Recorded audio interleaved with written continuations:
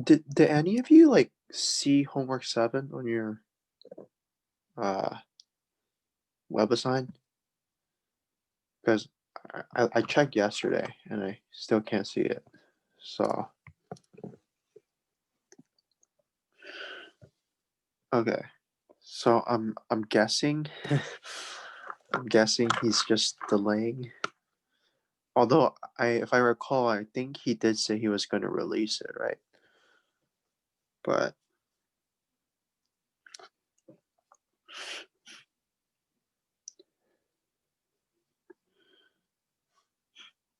yeah, I think homework 7. If you're worried, you should. It does have related rates again, so it's not like you're done with related rates like homework 6. But yeah, okay. So today I'll go over differentials, linearization, and basically another nice theorem about continuous functions. So today should be pretty chill. So okay. Right. So if we let y as f of x, right?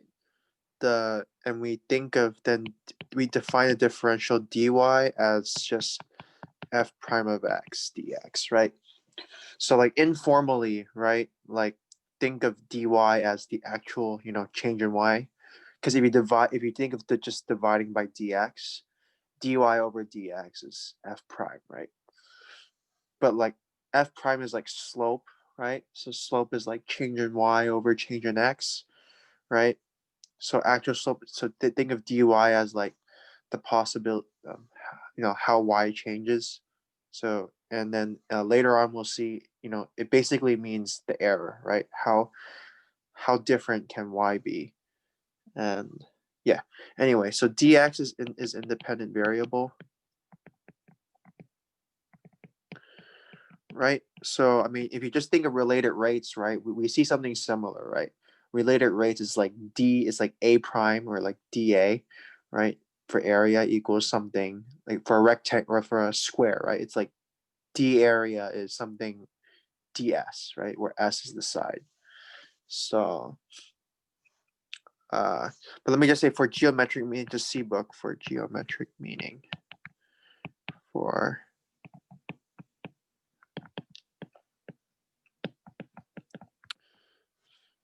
Okay, so we could do some examples. So example,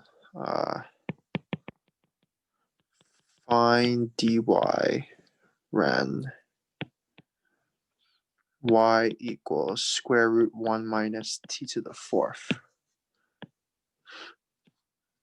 Right, so they want you to find the differential. So in this case, it's a function of t, right?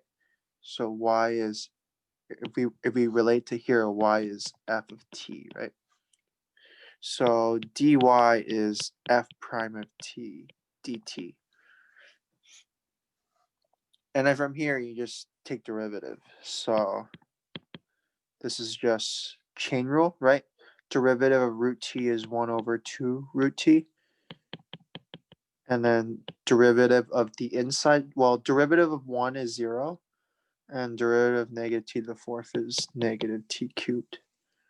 Right? So this is your answer, right? This thing is your answer. Right? And then some problems during like the next step, they might tell you what dt is, and then you just plug it in, right? Kind of like how in related rates, right? They either give you this or dt, and then you solve for the other one, right? So, okay. So it's related to error. So let me move on to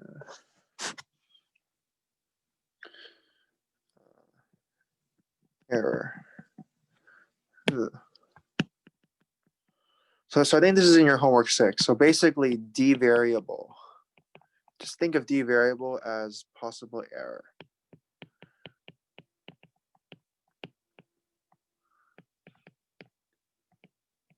Yeah, because if you think of d as like, it's how much your actual, like dy is how much y can change, right? So, I mean, I think the best way is to do an example. I think on homework 6, you had a question about the sphere.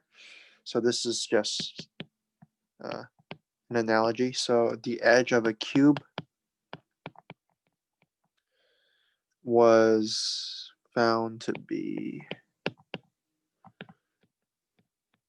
30 centimeters with possible error in measurement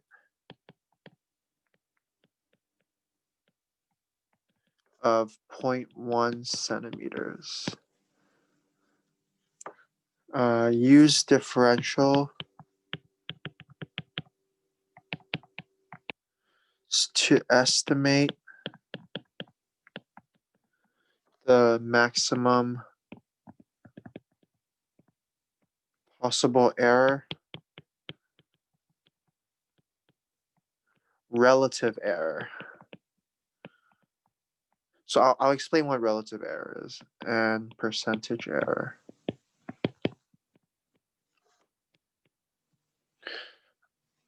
In computing, so let's do the first part first. So A, volume of the cube. Yeah, volume of cube. So if I give you a cube, right? Sorry, this does not look like a cube. I'm bad at drawing, but just assume it's a cube. So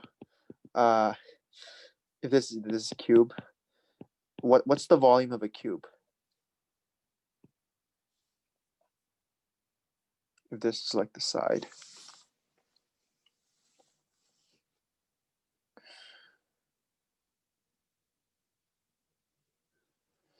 Yeah, for a rectangular cube, right? A rectangular solid, if you like, is length times width times height, right? But a cube means all sides are squares, right, of the same size, and squares have the same length, right? The sides. So length is s, width is s, and height is s, right? So volume is just s cubed.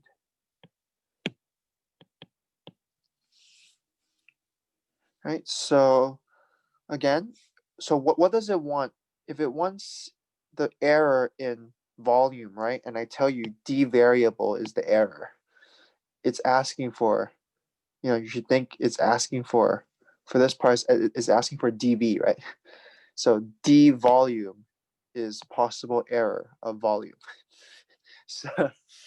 So that's exactly this. So how do I find dV? Well, dV it's kind of like just exactly like related rates, right?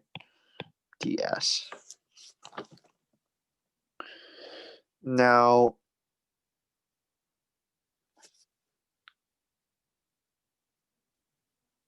what is S?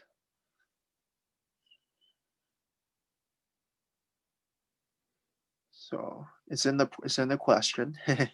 What is S? Good. And what is ds? so sorry, there's a dot here, so it's 0.1. So times 0.1, right? This is 270 if you calculate it, right? So, okay, so we're done with this one, right? It's 270. The change in V, so it should be in centimeters cubed, right? So from here, right, what's relative error? So this is possible error, max possible error. What's relative? It just means relative means the error of your variable divided by your variable. So it's like d variable over variable. So in this case, it's dv over v. So dv, we said it was 270. What is v? What's the volume of the cube?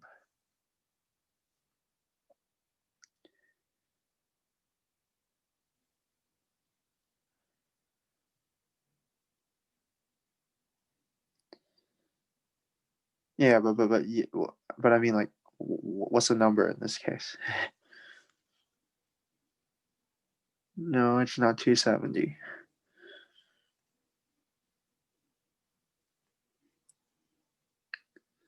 Yeah, it's a 30 cubed, right?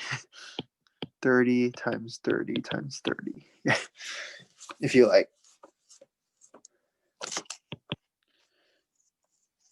Yeah, you were close. It's like 270 times like some multiple of 10. So if you reduce this, you're gonna get it's 1 out of 100, I think. So what's percentage error? This is exactly what you think it is. It's basically the relative error uh, with in percentage. So what is 1 over 100 in percent?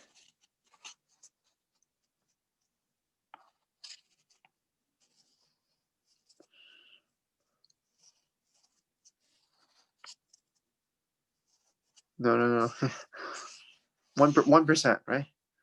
So right, because 1% in decimal, right? In decimal form, it's 0.01, and 0.01 in fraction form is 1 over 100, right?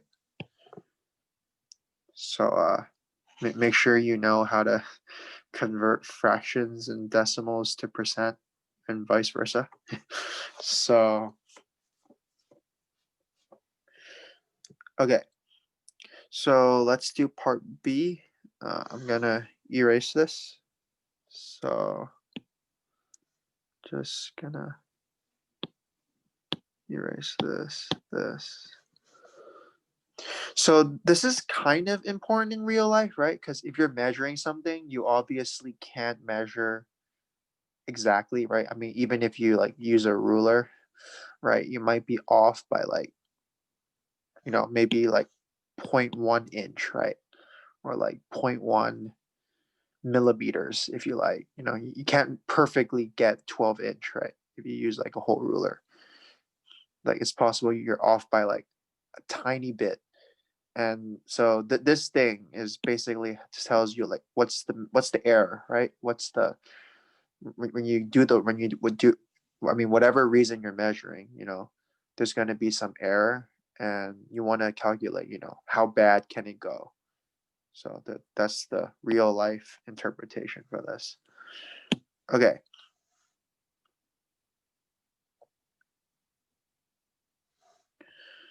So max possible error. So let's go surface area of cube. So this is part B. So what's the formula for surface area?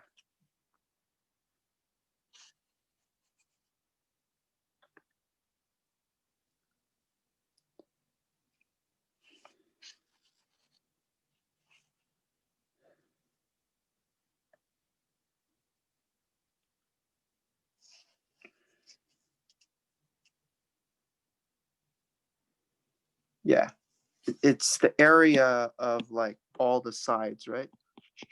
This one, the top, the back, the side, and then the bottom, right? And each side has area s squared, right? So okay, I was gonna use capital S equals 6s squared, but my s's look the same. So let's use a. So 6s squared, like a for surface area. Okay, so what's max area? Let's calculate, right? dA is 12s ds, right? So exactly, you do the same thing, right? 12 times 30 times 0.1. So that's 360 times 0.1, that's 36, right? So 36 centimeters squared. Now, what's the relative error? Well, it's 36 divided, so I mean, in this case, it's, sorry, I skipped the step. It's dA over A, right? And what is that? So dA was, we calculated, was 36. What is the area, the surface area? So what is A? So let me think. 6 times 30 squared. What is that? Oh, 5,100. Cool. Thanks. So let's divide. We could divide by. Somehow simplify this, right? Divide. They all go 9 times. So 9 divided by 36, 4, and 600. Okay, they go even more. So let's 2, 300. 150. Did I do this correctly? Nope. Correct. Okay. And this, the percentage, you just gotta divide, but I think in decimals, this is 0.006 repeat. So, you know, to make it percent, you move to the period, like 2 to the right, right? So it's 0.6 repeat percent.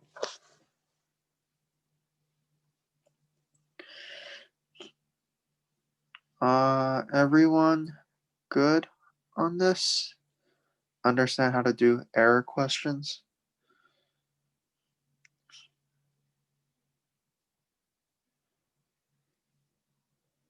Yeah, okay. So I sort of went through this really fast, but L of x is basically a equation of tangent line at x equals a of f, right? So it's given by f of a plus f prime of a times x minus a.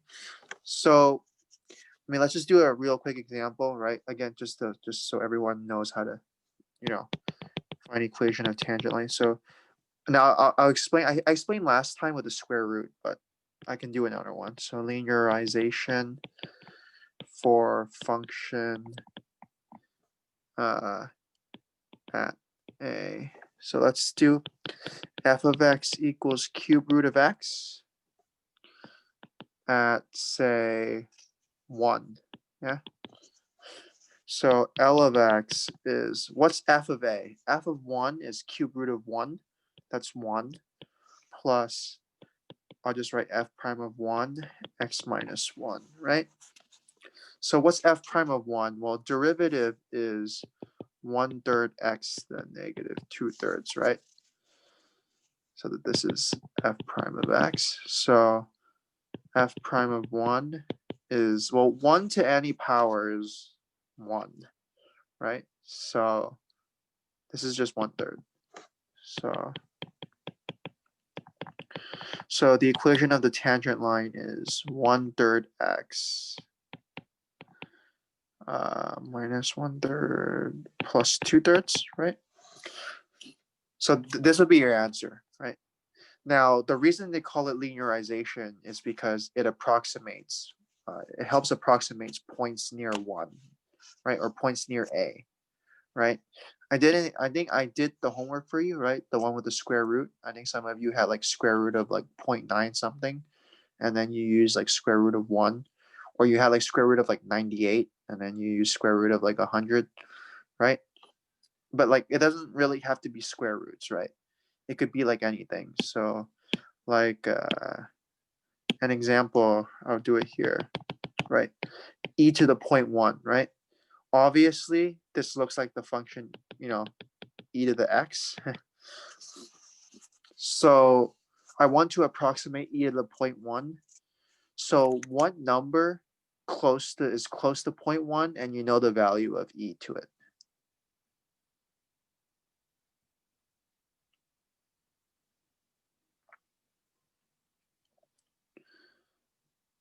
Yeah, 0, right? You know e to the 0. So again, it has to be close, and you have to know the value, right? So a equals 0, right? So the linearization at like x is, if I choose a equals 0 and f of x is e to the x, then it's e to the 0 is 1, right? Plus, in this case, f prime of x is also e to the x. So it's just 1, right? And then x minus 1, right? So linearization in this case is just the line y equals x, right? So you see here, L of 0.1 is the, oh, sorry, did I do this correctly? Oh, sorry, no. It's x minus 0. Sorry, x minus 0. So this is actually x plus 1, right? So L of 0.1 is 0.1 plus 1, which is 1.1. Yeah. So that's your approximation of. So this is an approximation. All right, this for approximation of f of 0.1. Right. So we basically, we know the tangent line at f of 0, and then the linearization at 0.1 is an approximation of f of 0.1. Yeah, everyone good with this? So same exact thing for your square root, right? In the homework, or anything else, right? Just think of the function, take something you know the value of, use linearization. Okay, so everyone good? Yes? No? Okay, we're gonna go into new stuff now. So, okay, so there's a notion of like a maximum value and minimum value, right? Like for example, like if I just consider the line here to here, right? On like 0 to 2, you would say the maximum value. Sorry, this is 1. The maximum value is 1, and the minimum value is like 2, right? On the absolute value. So if I, let's see, be a number in domain D. So this is going to require a lot of defining, right? Domain D of a function f. Then f of c is the absolute max, right? So what does absolute max mean, right? Value of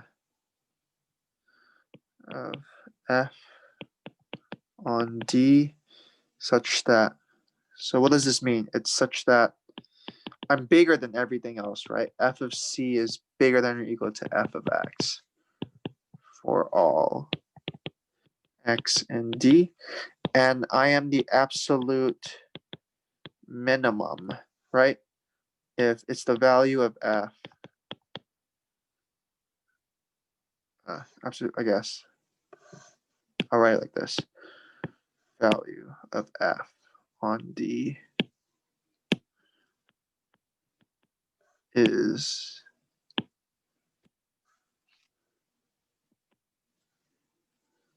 the, yeah, okay. Yeah, okay, the English is correct.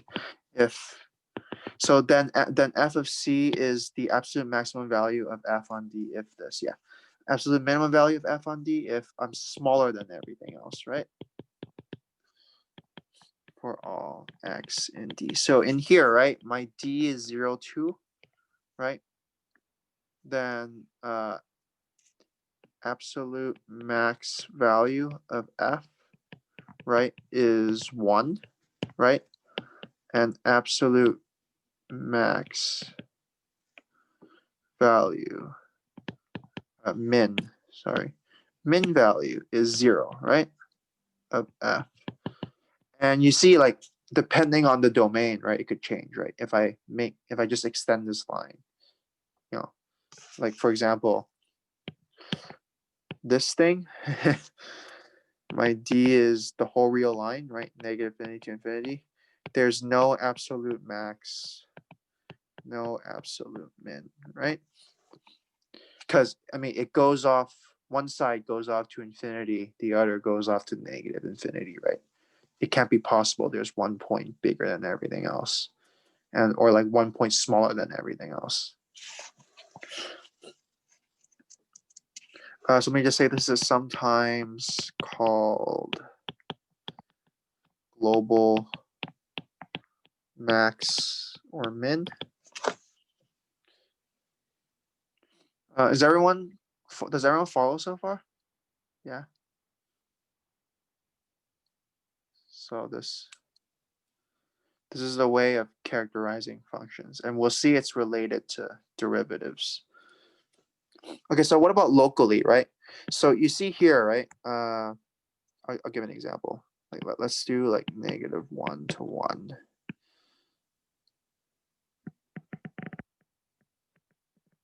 Let's do this.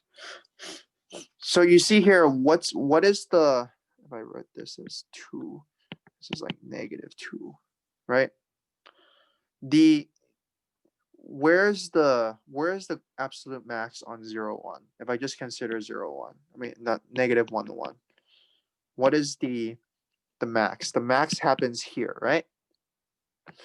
And the min happens, the absolute min is here, right? But you see the points here and here, they are sort of like minimums and maximums, right? Just locally, not globally, right? So here, because like in a small area around this point is the smallest one, right? And in the neighborhood of this point, which is in this case 0, it's the biggest one, right? So we have a notion of like f has a local min at b if for values x near b, f of x is greater than or equal to f of b. And so again, it's for values near b, right? So f has a local max at b if for values x near b, f of x is smaller than or equal to f of b. Right, so this is saying it has the property of a max and min, but only in like near it, right? So I guess you'll ask, what does near mean? So I guess for purposes of 2a, there's some interval such that it's true. Yeah. So in general, max/min values, sometimes called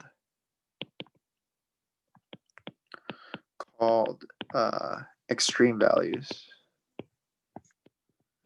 Yeah. Now here's the important thing. Extreme value theorem. So this, just like intermediate value theorem, right? The one of the nice properties of continuous functions.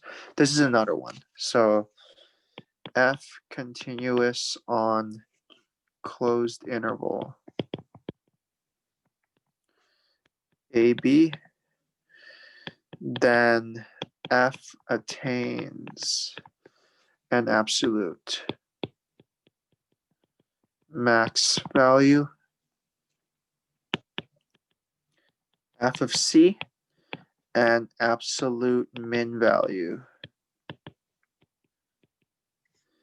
f of d for some CD in AB. So this is saying for continuous functions inside a closed interval, you must have an absolute max and you must have an absolute min.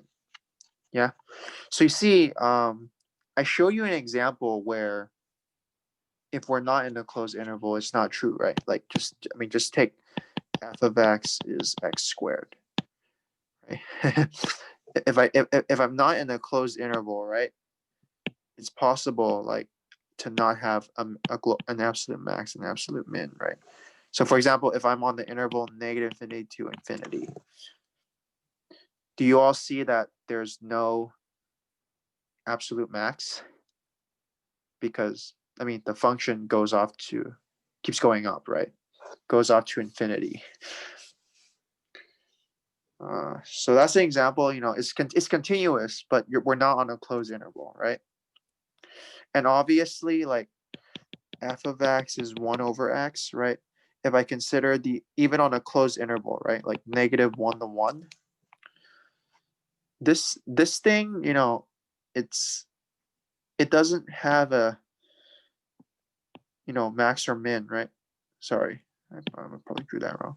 So it's like this, right? And what fails here is it's not continuous at 0, right? Continuous here, particularly 0.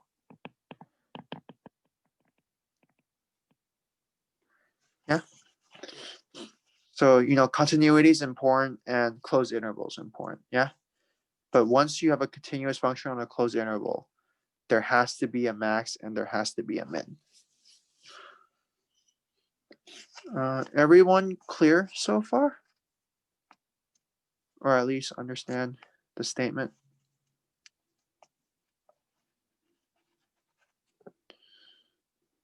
Okay.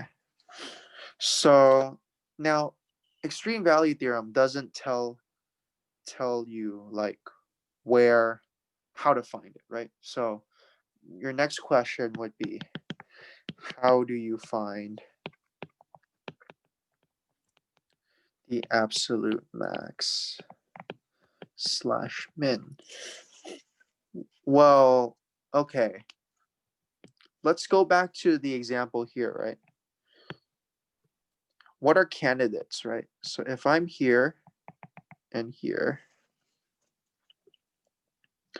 this is a bad example, actually.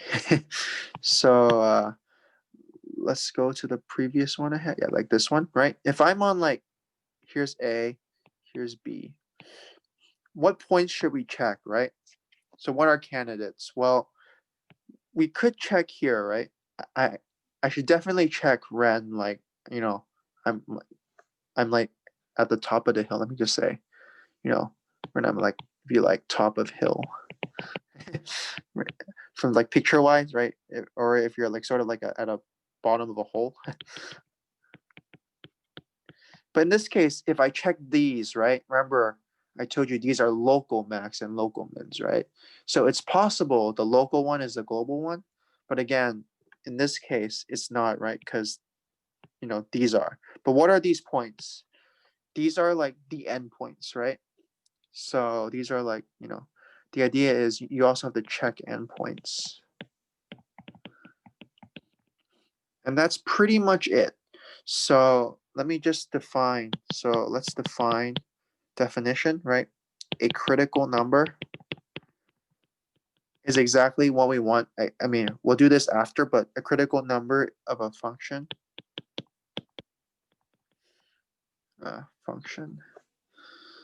is a number C in domain of F such that either f prime of C is 0 or f prime of C does not exist. So why this part, right? What does f prime of c equal 0? So it's exactly checking for these two, yeah? Because if you look at the point here, right? What is the slope of the function here, everyone? So the tangent line is what? How does the tangent line for like the point right here look like?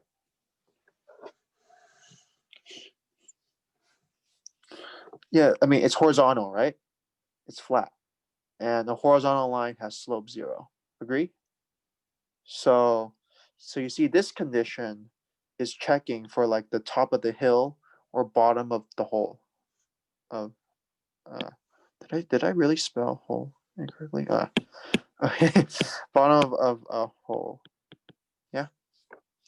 So this is checking for that, right? Now, what is this? Well, this is, let me just convince you, right? So you need to check when it's not differentiable as well, right? Like here, this is sort of like the bottom of a hole, but the derivative doesn't exist here, right?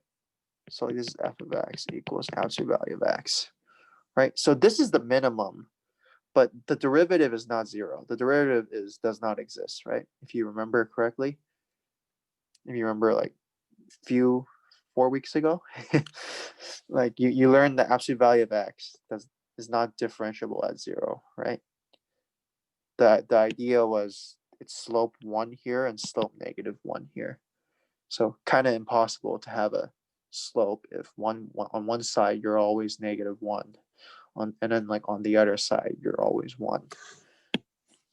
So this is checking for that, yeah. So it's possible, the points where you're not differentiable, things get crazy, right? So it's possible that is your maximum. So now we pretty much have the closed interval method.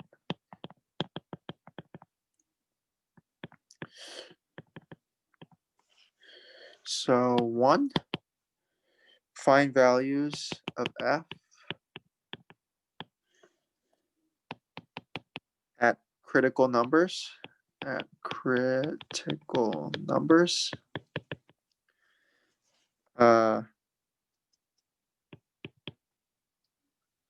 Of f in AB, right? Whatever your closed interval is. So here we're assuming we're inside a closed interval. 2, find values of f at endpoints of interval.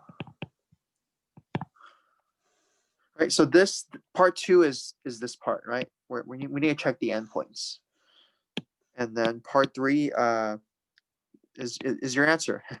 Largest one is max, and smallest is min. Is absolute max, and smallest is absolute min. Yeah, and I know it's absolute max and absolute min because the extreme value theorem tells me, right, if f is continuous, right, then yeah. Again, if it's not, then we have to be careful. There might not be, but let me just say, yeah, let me just erase this for now because I didn't assume it was continuous. But if it is, just know it is the absolute max and absolute min. Is everyone clear on the approach before I do a few examples?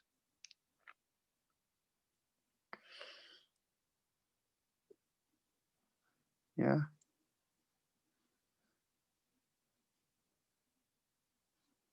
Okay. So let's do it. So example. So the book says find absolute max / min of f on given interval. So Renee tell you this? It's possible there's none, right? So when there's none, you just put none. So f of x plus 4x minus x squared on 0, 5. So, okay. So first thing you ask, can I, do I know there's an absolute max and min? So A1, we're on a closed interval, right? 0, 5. And is this function continuous on 0, 5?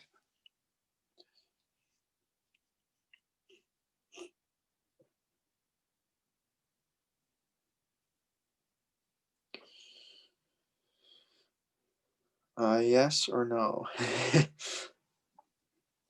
It's a polynomial, right? It's continuous. So in fact, it's continuous everywhere, not just on 0, 5. So again, what do we do first? We find critical numbers, right? And what's a critical number? It's when derivative is 0 or derivative does not exist. In either case, we take derivative, right? So in this case, derivative always exists. So f prime of x is 4 minus 2x, right? And then we set it equal to 0. And you're going to get x is 2, right? Okay. Now, from here, right, this is a critical number. And then I need to check the endpoints, right? So the first thing you do is, make sure the critical number does lie in your interval, right? So let me just say, if critical number not in interval, you just ignore, right? Because you only care about absolute max min in this interval, right? So if your critical number was 6, you don't have to care about it. So now, right? So now so what's f of 2? 12 plus 4 times 2 minus 2 squared. That is 12 plus 8, 20 minus 4, 16. And now what was part B? You test the endpoints, right? So f of 0 is 12 plus 4 times 0 minus 0 squared. That's 12. And f of 5 is 12 plus 4 times 5 minus 5 squared. So what is that? 12 plus 20. What's 12 plus 20? 32 minus 25 is 7. So this is the absolute min, right? This is the smallest one, and this is the biggest one.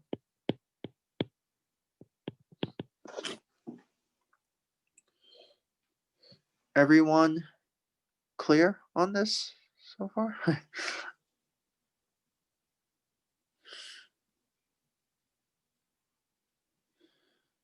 Okay. So moving on.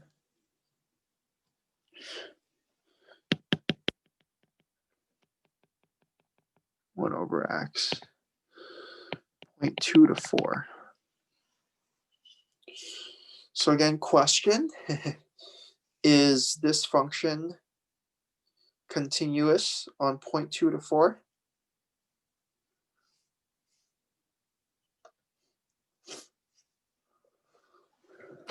Yeah, right. The only issue is 0, and 0 is not in the interval 0.2 to 4.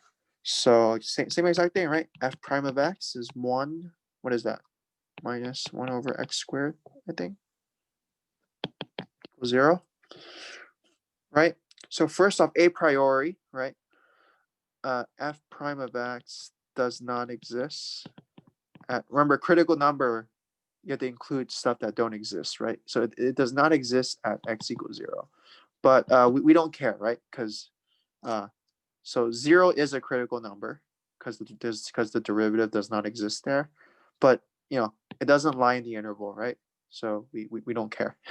So let's solve for x, right? X squared minus 1 equals 0. So what I did was I multiplied by x squared to the whole equation.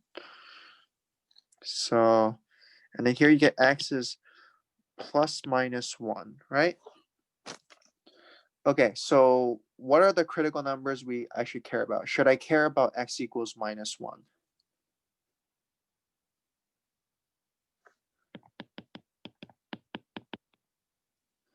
Yeah, no, right? Minus 1 is also not in the interval 0.2 to 4, right?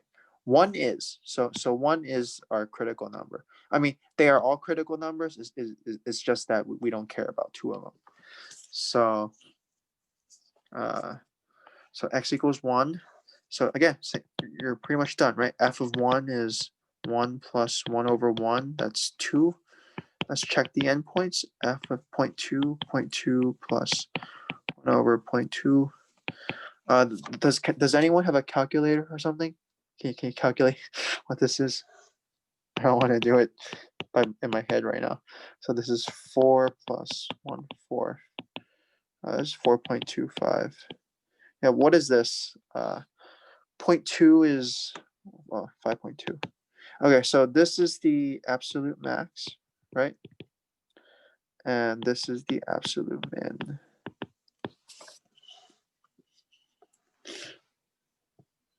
Okay, everyone good so far? Oh, I'm gonna do one more. So, okay. So ln of x on the interval, open interval. I mean, not open, but parentheses 0 to 2. So first off, do I have a continuous function on a closed interval? So in this case, natural log is continuous on this interval, right? But it's not closed. Agree? Because I'm not including 0, right? So are we guaranteed an absolute max and min here? Yes or no? Yeah, no. Okay, good. So we should be careful, but we still do the same thing, right? We still try to find the critical points and so on and so forth. So f prime of x is 1 over x, and this is never 0, but f prime of x does not exist at x equals 0, but we don't care about that, right?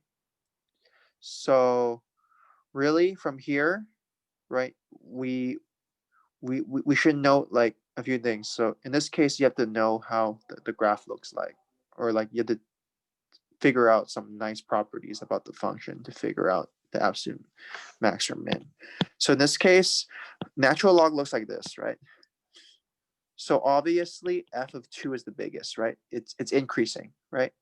If you notice on here, the slope is always positive, right?